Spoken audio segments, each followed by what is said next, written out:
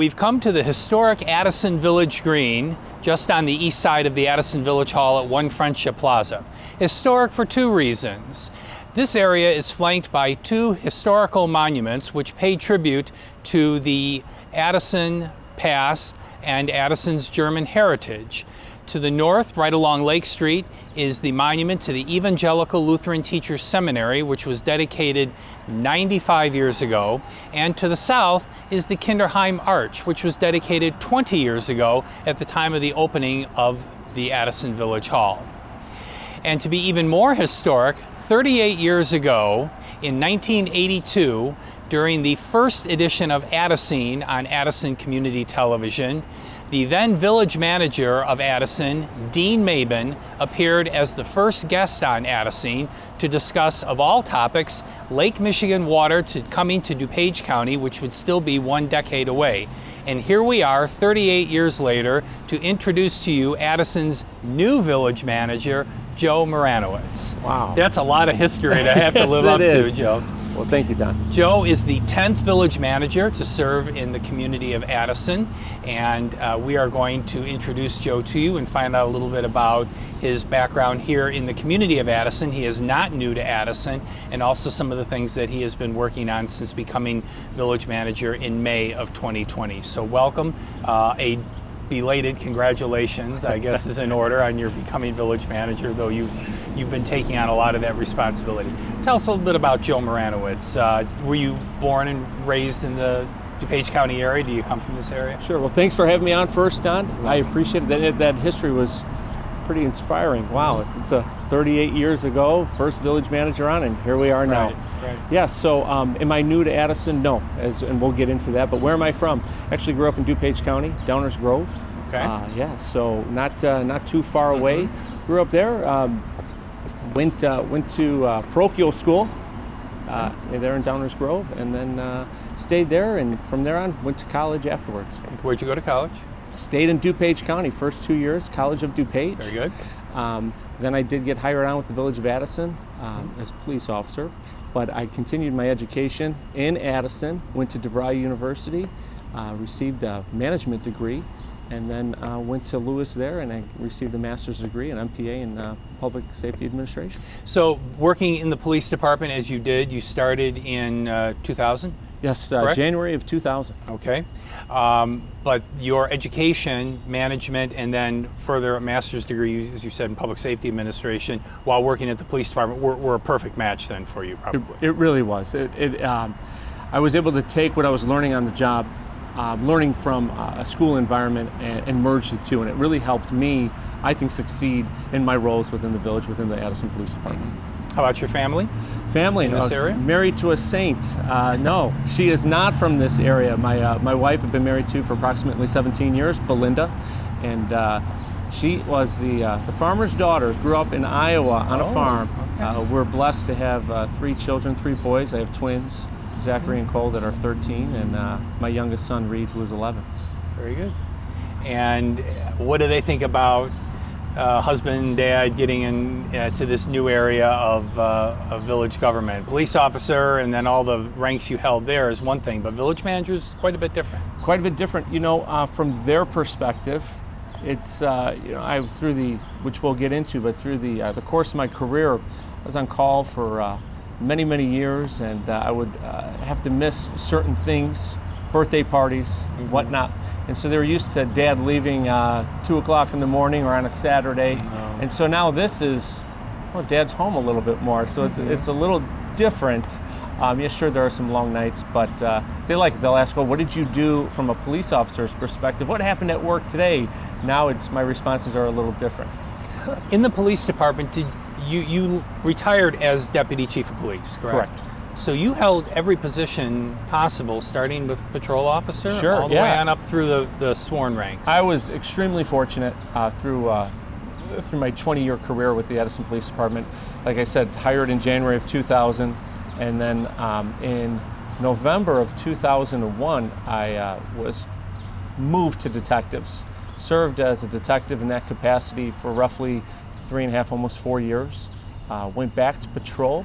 Was actually promoted to patrol sergeant in 2006. Was a patrol sergeant for a year on the streets, and then moved back into investigations for approximately 3 years as a detective sergeant. Was fortunate enough to go from detective sergeant to commander, where I remained in detectives. Stayed there for approximately 4 years, and then got promoted to deputy chief thereafter, May of 2014. You're jogging my memory here, May of 2014, and I served in that capacity for 6 years. So that's a lot of training to get you ready, not only for the positions that you held in the police department, but ultimately to become village manager. Do you think and look back on the time in the police department, those 20 years, and what do you bring with you from the police department that got you ready to become, and why you were appointed to be village manager for Addison? You know, it's interesting, and those are really good questions. Throughout that that timeline that I just described, I was able to work with a lot of department heads. You know, so the Public Works and the Rick Federikis, I was able to work with them. I worked with community relations such as yourself and programs that the police department would put on. I was in charge in that capacity as a deputy chief of the overall budget of the police department. I was able to work with finance. So I was able to work with department heads and people within those departments to really help myself achieve where I'm at today. Talk a little bit about some of the work that you continue to do in the police area, but you're actually on the other side of it now. You're actually teaching courses, correct? Yeah, and that's quite interesting. It's pretty interesting. So during those 20 years, I got to tell you, we have a fantastic village board here that appropriates the funds for training, and I think training is crucial. And I'm not just talking from a police department standpoint. I'm talking from an overall. No matter what your job is, you should keep up with that training, whatever that area that you're in, whatever that field of expertise that you do. So I was very, very fortunate to have a lot of training. And when I mean training, I'm talking upper level training that most officers across the nation don't get to experience. But we're pretty blessed in the village of Addison to have those opportunities. And I was able to go to Quantico, Virginia, with the FBI Academy, the National Academy, and I was able to participate in leadership and management training that lasted 11 weeks. I was able to go to Boston and do a police executive research forum. That was 3 weeks of leadership management training. Northwestern University, 10 weeks of leadership and supervisory training. And sure, you're trained up, but you learn other perspectives. Sure, there's the Midwest, Addison, Illinois way of doing things, right. But then there's the East Coast, West Coast, and you start to get different perspectives, and you can, hey, what's worked over here, what's worked there, and I really enjoyed that. I like to get that. So through the FBI and the National Academy, there was a resiliency program that came up, and we hear resiliency. So what is that? I was given the opportunity to go down to Texas to the Air Force, Lackland Base, Air Force Base, and where they instructed us on a military resiliency program that can be applied not just to a sworn capability or sworn personnel, but this is far-reaching to all departments, all civilian staff, not just police officers, and it really focuses on home life, personal life, struggles that somebody might be going through, and to me, I think that is so key.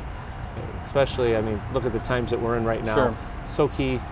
People are going through certain things, and if we can help people out, we can. So I travel across the nation through the FBI and teach civilian staff as well as sworn staff. So by going across the United States, and I believe you're one of just a small number of people who actually do this. There's 16 of us. 16 responsible for teaching these types of courses all across the country, not just in the police and law enforcement area, but in other areas of public sector life also. Talk about it in a municipal sense. So municipal government, that's what we teach, and it's actually a train-the-trainer course. So it's more on a municipal level approach where you're dealing with civilian staff and sworn staff. But it's interesting also that different parts of the country look at public service and public sector differently, just because of the geographic differences among their various departments and agencies. Oh, most definitely. You know, we look. I think you can go from an East Coast, West Coast, Southern, and Midwest, right? Everyone has their own set of areas and issues that they're dealing with, from political climates to just everyday occurrences. Can you recall, Joe, a particular case when you were with the police department, perhaps something in investigations, you don't have to give us a lot of the details on it, but something that maybe has stuck with you to this day? I'm sure there's a lot of them, but can you talk about one in particular that maybe resonates with you because of the role you played, or others that you were able to have in your command, and something that maybe you carried with you to the position that you hold now? Yeah, I think if you ask that question to any police officer, they're always going to have that one case or one or two cases that really stick with them, and sure, we have them. And the unfortunate things that come about of it is you sometimes get to have close relationships or bonds with victims, you know, and you care for those victims as if they're your own family members. And there was one in particular where there was and not to give too much of the investigation, but it was a sexual assault case. It was pretty horrific in nature, and there was an arrest was made with a conviction. But you got to meet the family, and you got to meet the victims, and you had a special place in your heart for them. And the relationship, so many people may think that it's, okay, that case is done, you're going on to the next one. No, you actually form a bond with these people. Mm-hmm. And such a great family, such a wonderful group of people. Mm-hmm. And yeah, we continue to talk, from Christmas cards to anniversaries. As a matter of fact, we even came together on an anniversary date and met with the family. Mm-hmm. They've moved on, and it's just been a wonderful relationship through such a horrific incident that occurred. But you don't forget things like that, though. No, you never do. You never do. And you know what? I think that also helps to ground the person who I've become, and it helps establish your roots, and it keeps your morals and values and ethics in line. Mm-hmm. Now, a couple of responsibilities that stick out among the many that you had. When you were Deputy Chief of Police, you were also the Emergency Management Coordinator. Yes. And that's a huge job, because you are the advisor to a lot of different people who have some very important jobs in times of a crisis, or even in preparing for a crisis. And even when it comes to doing these tabletop and full-scale drills, you're responsible for them, right? You are, and I really enjoyed that. I liked being the emergency manager. We had some floods, right? 2010, and as the years go on. That was fun, but again, that allowed you to work with other departments, allowed you to work with Public Works, and it was a lot to take in, and it forged relationships with DuPage County. It forged relationships with other municipal governments in the area, but you also saw the community and how the community and its residents responded, and that was pretty impactful. And again, I really enjoyed the emergency management role. It was a lot to take on, learned a heck of a lot, dealt with a lot of people, and it was a very positive experience. And even though there will be another person in the police department and the command staff that will be the emergency management coordinator, as village manager, you need to know about emergency management operations. Sure. Deputy Chief Roy Selvik will fulfill that role probably even better than I did it, for sure. He is more than capable, young, bright individual, smart, talented, and he will fulfill that role very good, and we'll have open lines of communication. I'm positive of that. Mm-hmm. The other area that you worked on very closely was the construction of the building that is now the Addison Consolidated Dispatch Center, or ACDC, because that came under the responsibilities that you had as support services. That was a unique set of circumstances that were put in my lap. Here I am, a police officer, and they said, "Hey Joe, we'd like you to be the project manager of a building that's going up." And Don, my engineering experience was not that high at that time. Yeah. But I learned on the fly, attended a lot of meetings. And I really took that on because, it interested me in so many different ways, because it was outside of the police world too. It was something different, and I really enjoyed it. It was complicated, it was complex. Issues come up, as with any construction build would happen. I learned so much, but again too, worked with a lot of different departments, buildings and grounds. Jim Crotty was hand in hand with him. Worked with finance. Oh, sure. Got to pay for it. Got to pay for it somehow. and change orders come up, and you learn a lot about that too. Yes, you do. Met with the board and did a lot of positive things. Yeah. It's interesting that we sit here in the shadow of the Village Hall, which is 20 years old itself, some $10 million initial construction project, and now that's nothing. That's not what a steal of a deal, right? Right. It was a deal 20 years ago, probably. Yeah. Awesome. Yeah. How has ACDC been able to grow and change in the years since they've been in? They've been in that building now for at least maybe 2 or 3 years' time, I would say, and grown and function. How have they changed in their operations? How has it improved? I'm sure it has. Work for the better, not just for Addison, but for all the other communities that they serve. It really starts at the top, and I'm not saying that's me. I'm talking about leadership within those departments and the people underneath that leadership. It's not a one person that's rowing the boat. It's a group of individuals that are really steering that ship and saying, this is where we're going. How do we get there? And the leadership under the Chief of Police, Bill Hayden, and the director that is over at ACDC, Dolores Teams, have really set that ship and really created a positive culture. And through that, they've been able to expand. We started just with one town with consolidation, which was Bensonville. Bensonville was our first, and we started to dispatch their police department. And over time, we took on Bloomingdale and other municipalities. And then Chief of Police Bill Hayden said, hey, I think we can do fire. And Dolores Teams said, yeah, we can do that.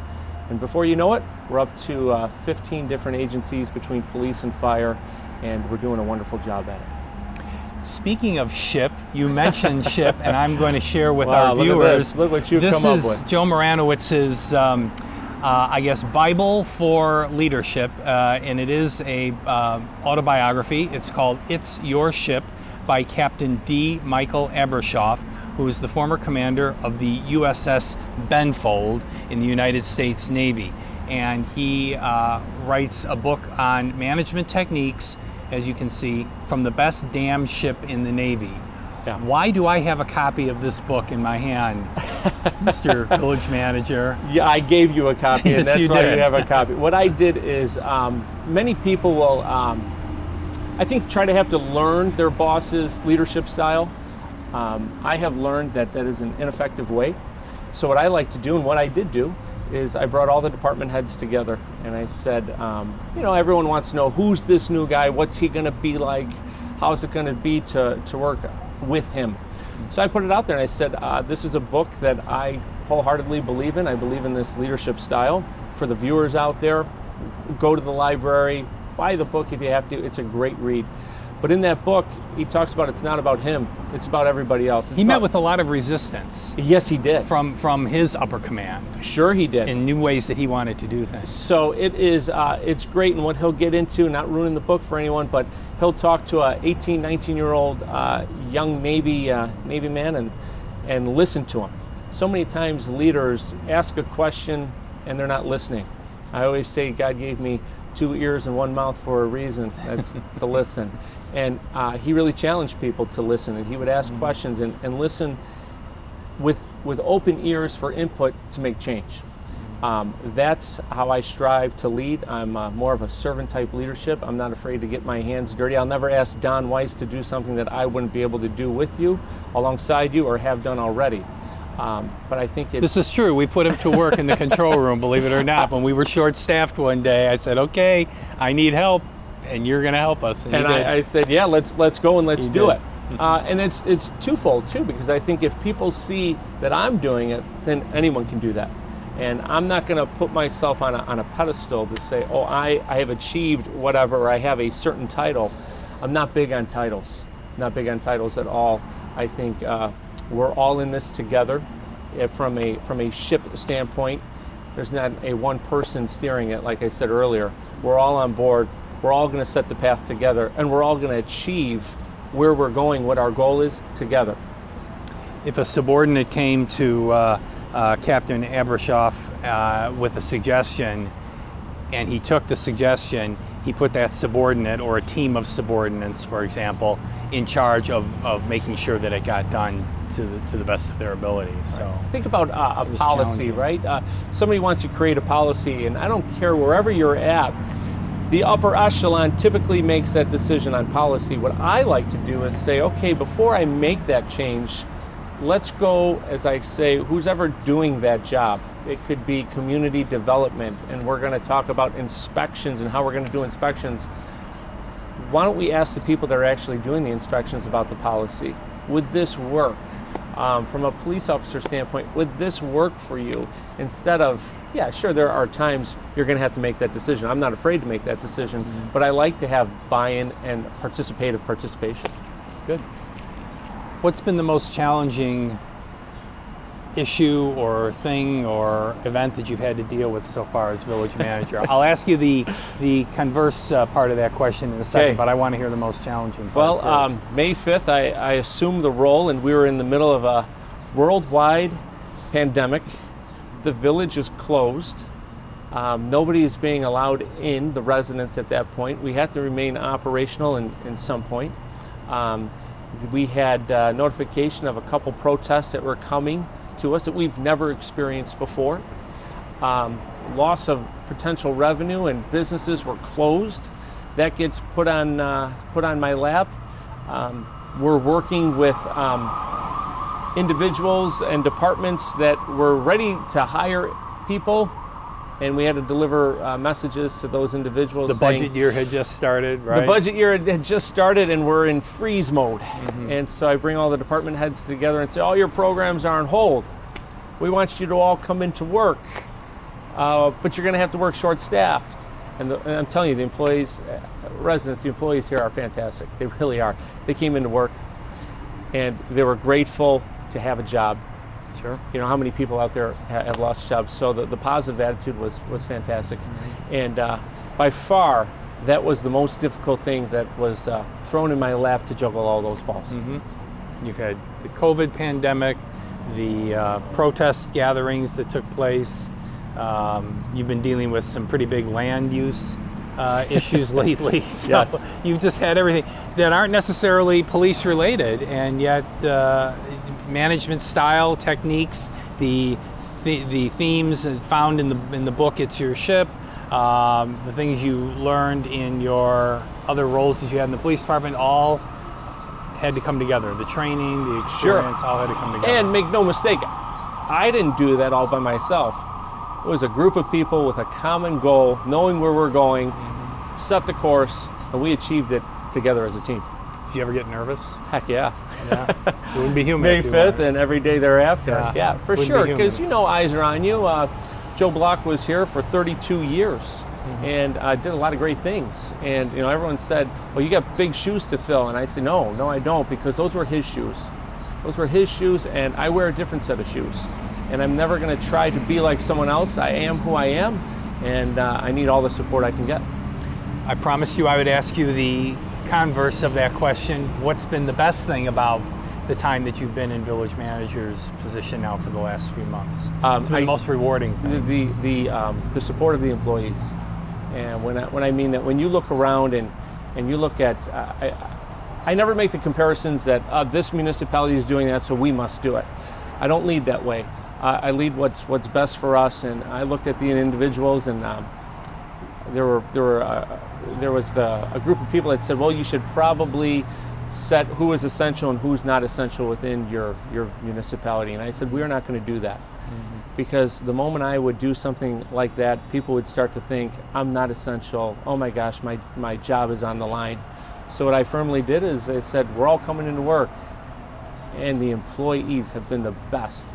They've come in, they've helped me, they've been alongside me. Sure, are they going to agree with everything I do? No. But you know what? I think open communication, explaining the why. A lot of people are told what to do. There is how they do things.